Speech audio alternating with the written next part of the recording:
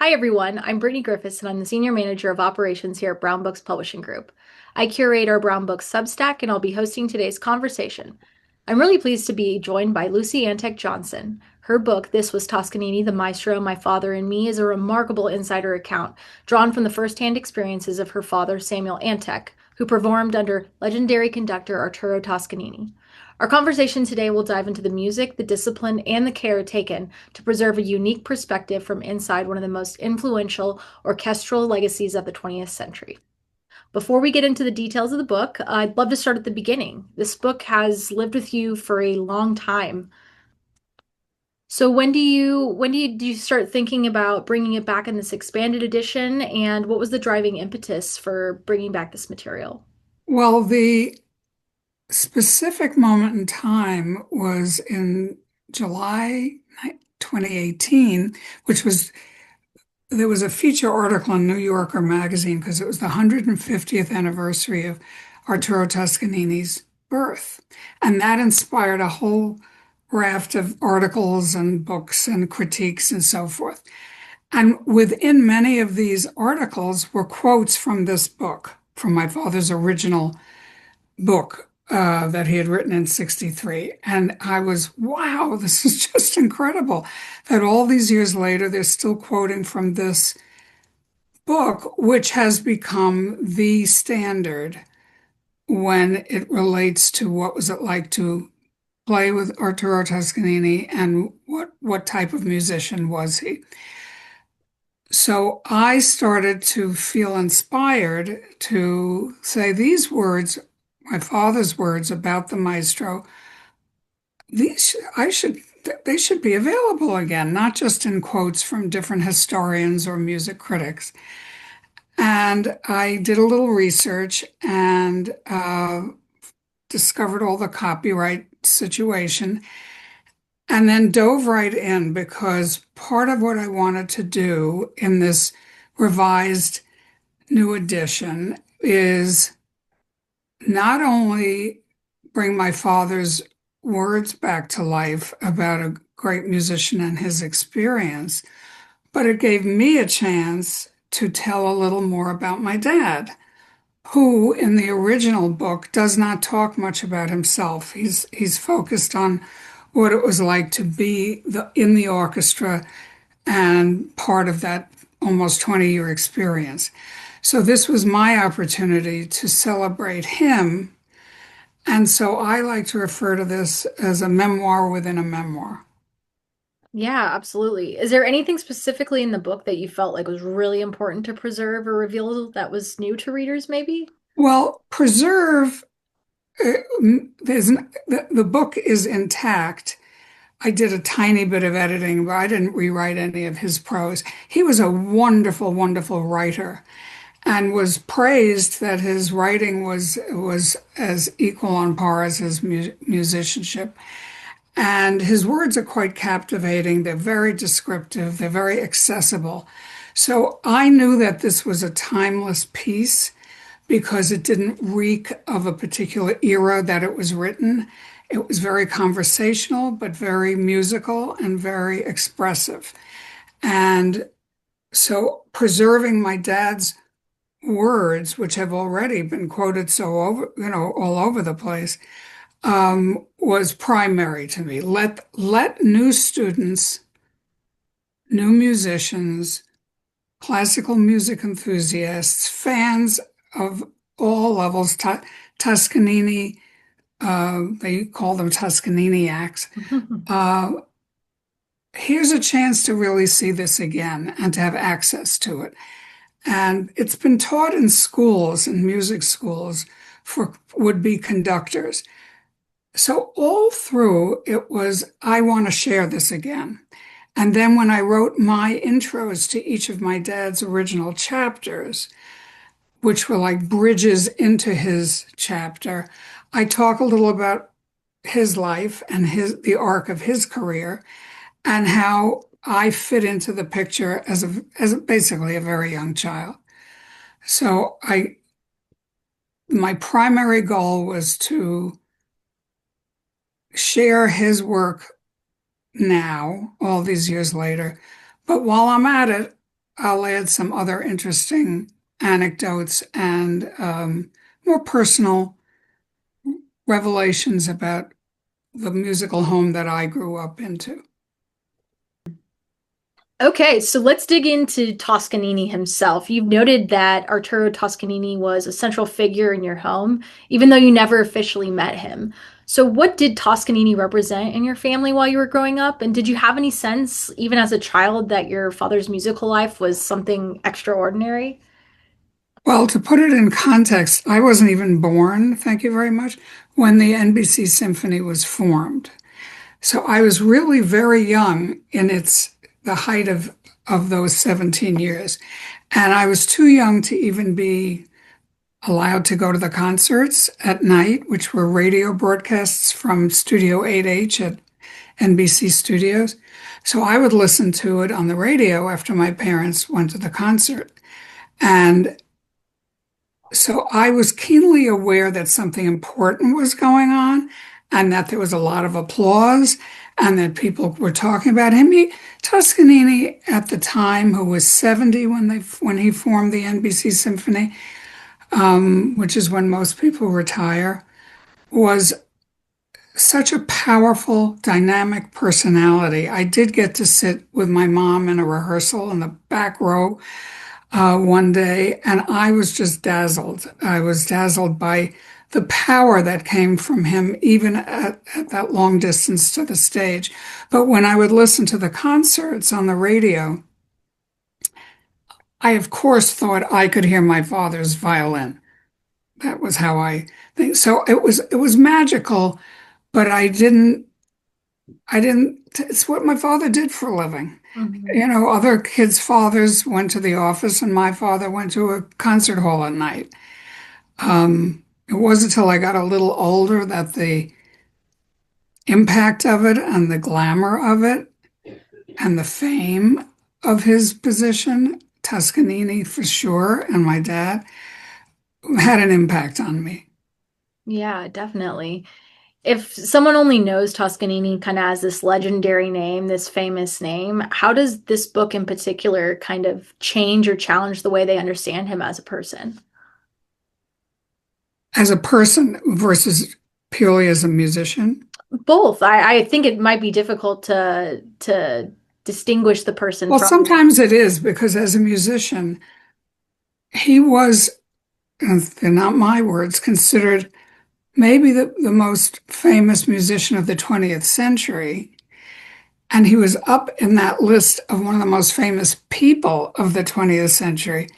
So he was a giant, and he was our equivalent of a rock star. He played in sold out arenas around the world. He made recordings. He had a very, very large personality. And his musicianship was considered, bar none. As a person, he had many facets to him, as I discovered rereading my dad's book and getting my own impression, and also from all the photographs that illustrate this book, which show the maestro in gorgeous black and white photographs that were taken without his even realizing it during rehearsals and recording sessions. Um, in all his power, he was a very dynamic, powerful man. As a person, he was more sympathetic than I realized. He was more passionate than I would have thought. He was extremely politically courageous with his own personal history, and music was his life. He was devoted and passionate and dedicated to making beautiful music. And that's what was driven home to me. He was shy, actually. So I realize as I read my father's words and other letters of my dad, Toscanini was actually a shy man. People might have think he was very bombastic and egomaniacal. No, no, no, no, no. He was volatile in rehearsals, and they're infamous. So through the years, and especially on YouTube, You can see him having some of his rants when things didn't go not just his way, but the right way musically. His passion was the music. And so I felt by the end of putting this all together and having reread this book a few times and feeling closer to him, I had a kind of soft spot for him. And I really wish as an adult I could have met him. I don't think we would have had a deep conversation necessarily, but I would have connected with sweetness, his sweetness. Um, and his musicianship was extraordinary. And how he made the players feel and how the players rose to an artistic level they didn't even know they could under his leadership. I have a small quote from the book that I'd love to share, Yeah, which is please do. about the first rehearsal. Now, the opening night of the NBC Symphony, which in its day was a momentous occasion, because RCA had created this symphony just for Toscanini to conduct. And he handpicked all the musicians. So these musicians came from all over the world. So this quote is what it was like in the first rehearsal, which was, let's say, a few weeks before Christmas. They were frightened to death. He was a giant, famous taskmaster and a great musician, and they were kind of nervous. So he comes into the rehearsal hall and they stand up and he gets a little baffled because they're standing. It's like, no, no, no, we're ready to start the rehearsal. And I'll just read a little, it's short. He looked around, apparently bewildered by our unexpected action of standing up, and gestured a faint greeting with both arms, a mechanical smile lighting his pale face for an instant. Somewhat embarrassed, we sat down again. Then, in a rough, hoarse voice, he called out, "Brahms!" He looked at us piercingly for the briefest moment, then raised his arms. In one smashing stroke, the baton came down. A vibrant sound gushed forth. Was this the same music we had been practicing so assiduously for days? With what fierce new joy we played! So, so, so, the maestro bellowed. Cantare, sostenere. Sing, sustain. It was Toscanini's battle cry. This was the first time these words were flung at us, and for 17 years we lived by them. Caught up in his force, you were not just a player, another musician, but an artist. It was not just a job, but a calling. And that's just a small piece of what it was like for these men to work with him for the first time. And a lot of these players were young. They were in their 20s and 30s. My father was 29. So this was doubly awesome, as it were. And they, as I said before, he could be quite volatile in the rehearsals, never in a performance. By the time performance came, he was secure and really believed that the players, everyone was at their best. But in rehearsals, he could be quite challenging. And so what throughout the years, a lot of his tantrums have been remembered as much as, or, his musicianship, which is very limited in scope, even though they were real. They were not totally what he was. Hmm. I think that passage is such a perfect example of the poeticism in your father's writing too. You spoke at the top of the interview about what a great writer he is, and I think that that passage captures it perfectly. There's like a lyricism to his writing too. It comes out in the musicality of who he is as an artist. There's a passage too that I think it's later in chapter one where he discusses Toscanini's ability as a leader and that he would never ask of his orchestra something that he could not do himself. And I think that level of artistry demands such a high level of commitment and dedication. And was that something that you think came naturally to your father or something that you thought that he maybe had to work at? Well, I mean, as a musician himself, Hmm. both. He was already a virtuoso violinist doing concerts and was getting his own reputation at his very young age and had been working hard his whole life at this, as was true of all these players. They would not have been chosen had they not been of that quality. Believe me, it was quite an honor to be chosen for this event, which lasted 17 years. And my dad was there from day one until the final day. What it did, and he describes it, is each of these players felt that their artistry was being enhanced by working with this maestro, and that they were finding parts of themselves artistically that in some cases they didn't even know they had. And so everything was like for the first time being introduced to Beethoven or Brahms or Mozart, even though this was part of each of these players' musical life. The way it was interpreted was enhanced and of a higher bar than what any of them had been used to, and obviously what the audiences were used to at that time.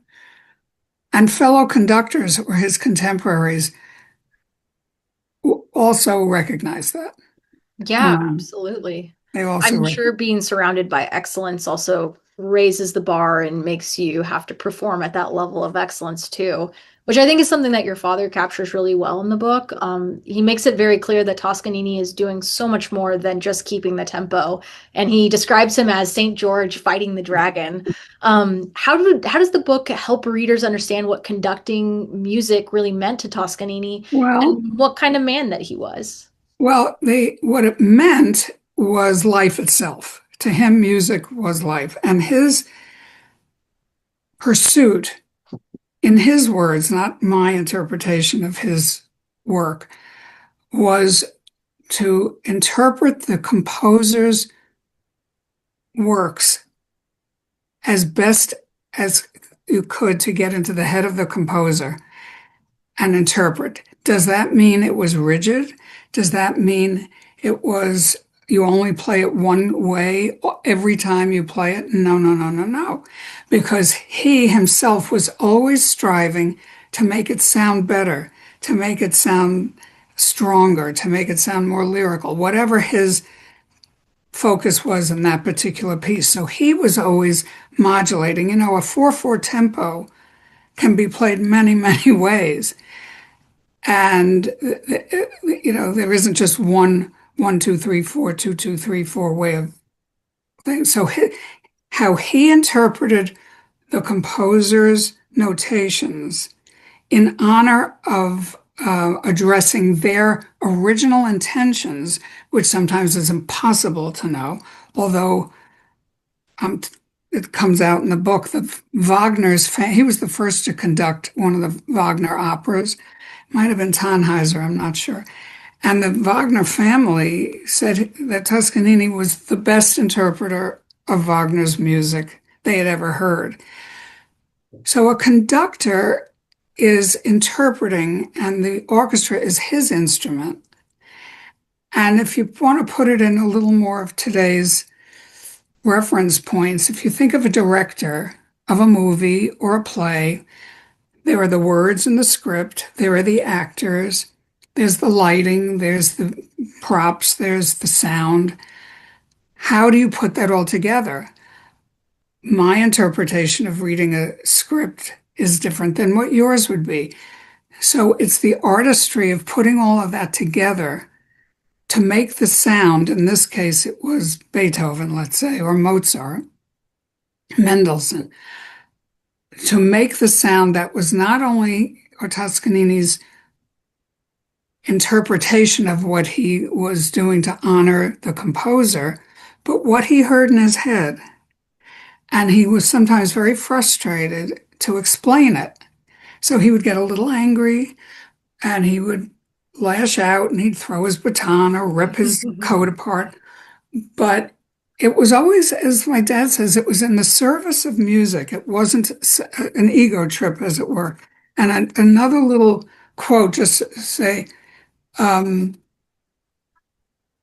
when Toscanini would yell the small notes, non mangiare le note, don't eat the notes. Every note mattered, and the color of that note. These seeming minutiae, I'm quoting now, were terribly important to him, and they became so to us, because to Toscanini, music was no game of wits, no mere gratification of the senses. It was dramatically personal and elemental. He would smash his baton, tear up a score, rip up his jacket, or stomp off in disgust.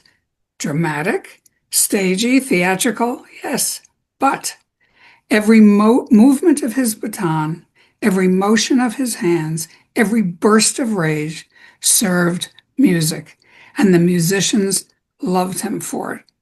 And that's the end of the quote, and they believed that they were better artists because of him. So they tried not to take some of his rants personally when he would point and go, you. But they realized he was in service of getting the best sound he could. It wasn't about being right or wrong or being in charge or the boss. It was about music. Absolutely. And I Did think I all answer? people, yeah, I think so. It's got me thinking about, how complicated individual people are and how, are we only just the sum of our experiences? And it seems to me the way that your father has described Toscanini is that he was a very authentic person. And I was wondering, how did Toscanini demonstrate that he lived his values rather than just spoke about them? And I know particularly through his decision to flee Italy to escape fascism, I know there's a lot of, I'm sure contextual drama in his own life, having to deal with leaving his home country and coming here and starting a new life. At that age, don't forget he was Yeah. 70 already. He had certainly, he was in Milan. He was one of the greatest conductors in Italy and all of Europe and all over the world, and was a cultural icon. And yet, when Mussolini came to power and the fascists came to power, there was a lot of pressure and a lot of violence, as we all know. And there was an insistence that every public event, including symphony concerts, play the new fascist anthem, which was called La Giovinezza, meaning the youth, the young people. And at a certain point, and it was in the late 20s, he refused. He said, enough. You can't impinge on music, and I will not be your messenger, so to speak. I'm not quoting him, but he didn't want to be a conveyor of the fascistic message. And in this particular case, he was beaten up by the fascists, by the black shirts, even before he got to the concert hall, because he had publicly stated that he would no longer play that piece of music at the start of the concert. This was one part of many things that went on trying to intimidate him. They bugged his phone, they took away his passports, they made life very difficult for him, but even Mussolini knew how important culturally Toscanini was and that he can't really touch him because that would be terrible, but he could make his life as miserable as possible. Toscanini, meanwhile, not only refused to do his bidding and certainly stopped playing for Hitler, he was dedicated, he was very politically courageous because he was dedicated in helping some of the Italian Jewish musicians get out of the country. He supported them. A lot of them went to Israel. He would go to Israel and conduct what was now the Israeli Philharmonic, but it was a new group of musicians then, before the war. And he stayed true to his beliefs. So life got difficult for him and his family, so much so, and he was refusing to play in so many different places that when RCA beckoned and came to him and said, we'd like to start a new orchestra, but we want it for you and we want it to be under your baton and molded in the shape that you want. Would you move to America? He said yes. And he wasn't sure if it was going to be for 1 year, 2 years, and then the war broke out, and he realized he wasn't going back to Italy very soon. So he stayed very true, as did many Italian expats who had, I think Enrico Fermi was another, who had luckily gotten out from under, came to America and pursued their dreams. But his heart was in Italy, and after the war, he went back to conduct at La Scala. Meanwhile, in 1943, which was when fascism fell and Mussolini was deposed, he still hadn't been killed. RCA and the State Department came to Toscanini and said, would you do a celebratory concert celebrating the Allies who helped make all of this happen? And this was 43, obviously before the end of the war. And that became a filmed concert called The Hymn of the Nations. And it's available on YouTube, and it's very emotional because you know what he's experiencing when they do the close-up of his face. And he's conducting, it's really a Verdi piece that had been composed in the 1800s, but he uses that and intertwines it with all the national anthems of the Allies, including Russia. And at the end, it ends with the Star Spangled Banner. And we're crying, everybody's crying. And the passion of we're free again. So that he was consistent in his courageous beliefs and activities and behavior, even though he couldn't do it in his home country. Yeah. And I think that's interesting to know that, he was living through a time that, not much has changed today. Well, it feels that way, doesn't it? Yeah, certainly so. But I think that it begs the question in working with historical material like this, especially something that's a story so close to your heart, what advice would you give other authors working on material in a likewise manner? Or is there anything that you've kind of uncovered that you've seen in a new light as you've sort of spent time with this material? Well, I had the luck and the privilege to have a lot of material at my disposal. I had the original book, so I didn't have to do very much as it pertained to what it was like to be in the orchestra as a musician under the legendary maestro. My dad did that. But delving into my dad's letters, a lot of his radio interviews, because during his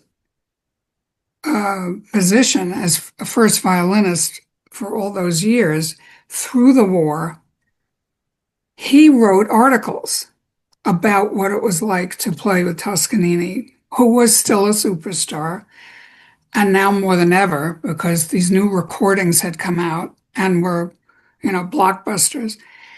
And so my dad was commissioned by many famous magazines and the New York Times to write articles about his experience as a player under Toscanini. Everyone wanted the behind the scenes experience. Don't we all? Don't we always? When there's an artist, a playwright, an actor, an artist, anybody, a politician, what were they really like and what was it like? And so what this book has and always had was discussing the creative process, not just the results. It's like if you were interested in Monet or Paul McCartney or whoever, how did you write that song? How many sketches did you have to make for the water lily painting? Literally, this book can take you at times, step by step, through particular pieces.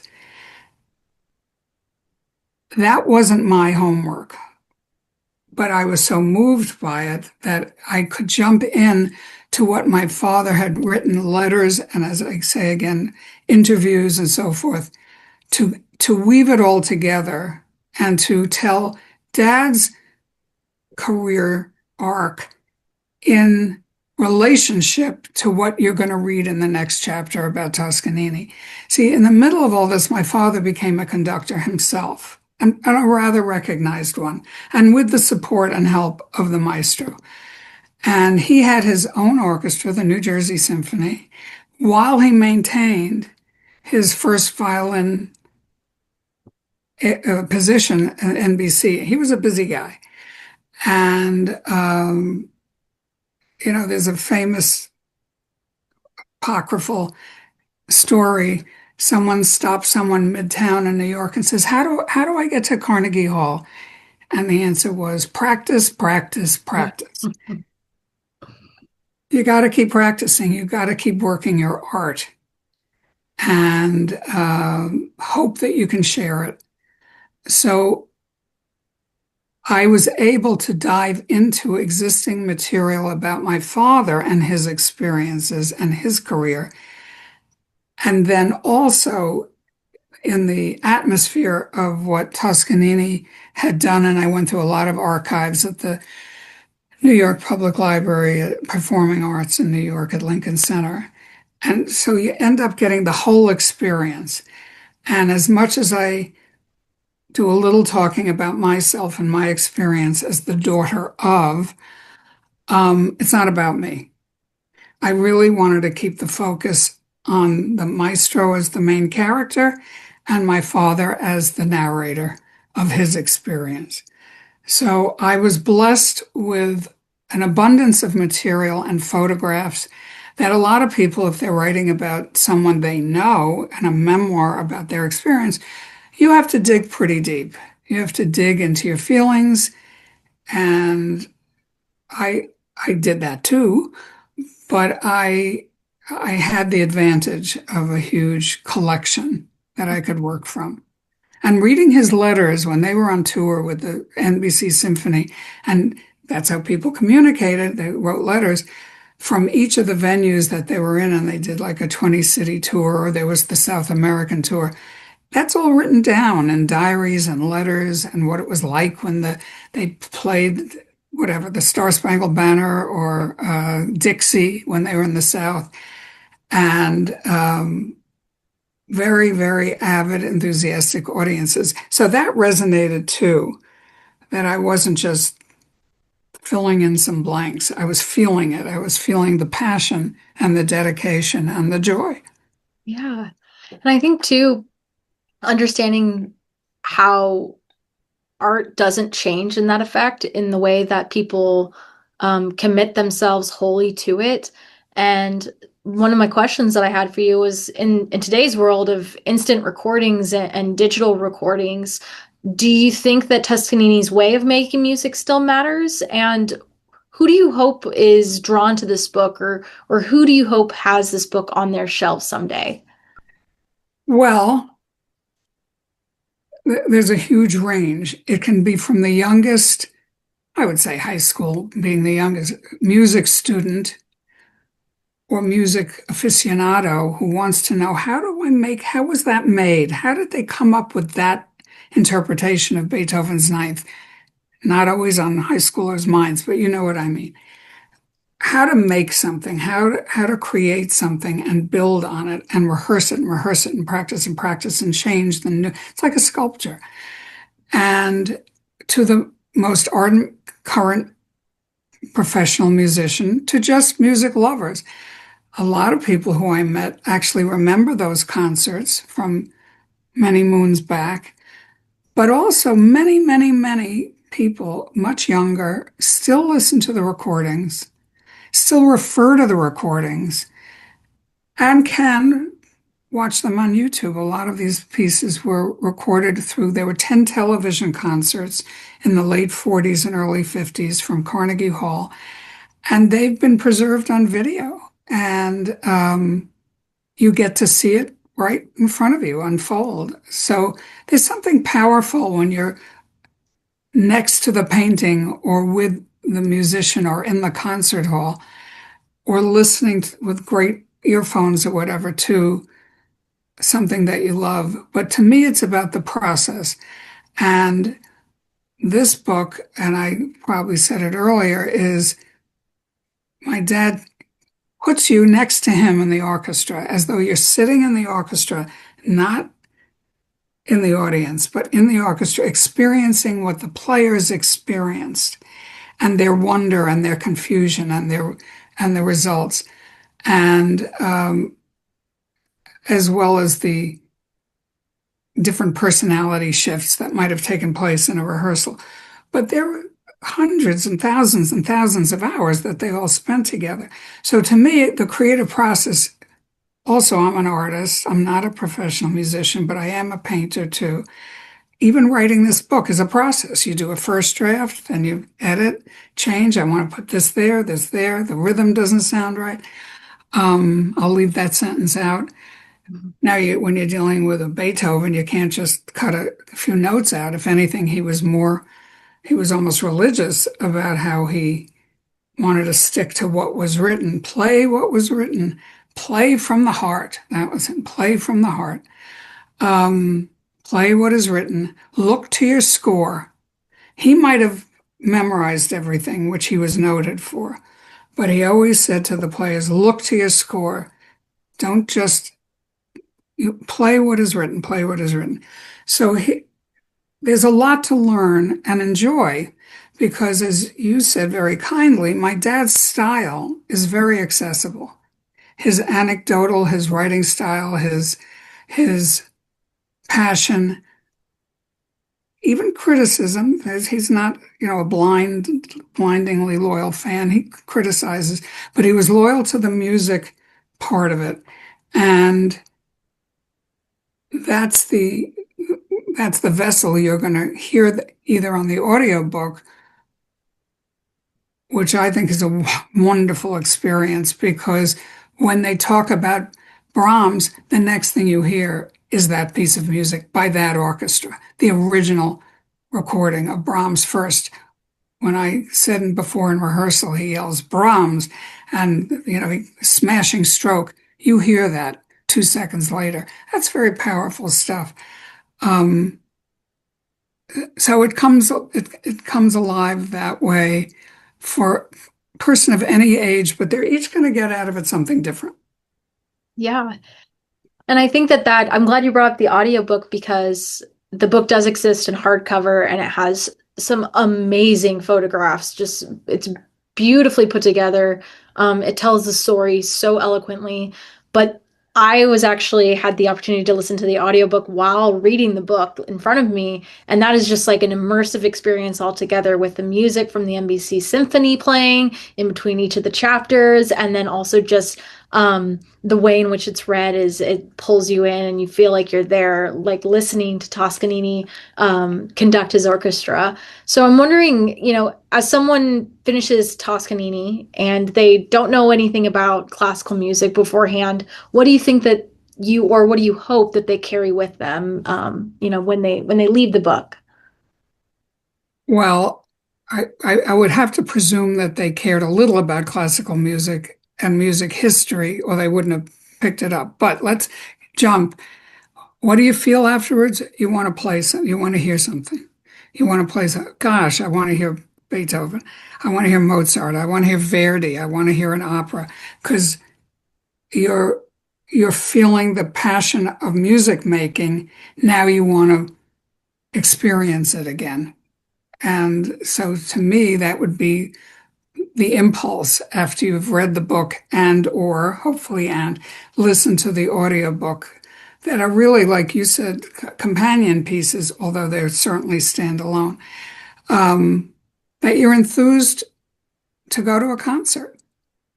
Go to Carnegie Hall, go to LA Phil, go to Cleveland Symphony. Go, enjoy it. Or any kind of music. the love of music is and music making and process is what I hope they feel. Yeah.